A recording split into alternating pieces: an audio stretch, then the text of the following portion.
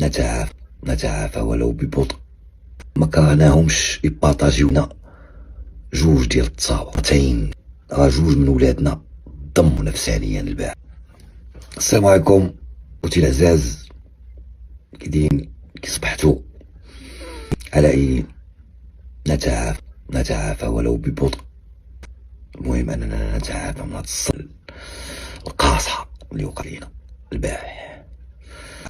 مي حنا كنساو باذن الله وبفضل الله، وديما شي عون الخالد الله الوان الملك.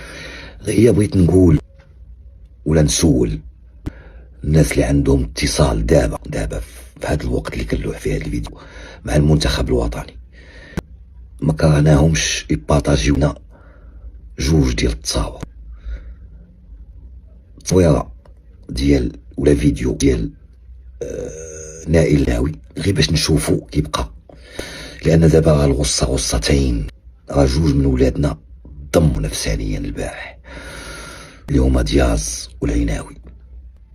العيناوي حط الدم ديالو تمك. الوغ الناس اللي مسؤولين على الكره ولا شي با يبارطاجيو مع الشعب المغربي تصويرات ثانيين ديال دابا ديال اليوم، يعني النائل العيناوي وابراهيم دياز، باش غير نشوفوا الحاله ديالهم. ولات ملاكوب نسيناها، والخبز نسيناه، والحقد نسيناه، والحسد نسيناه. دابا بغينا نشوفوا غير وليداتنا كيصبحوا.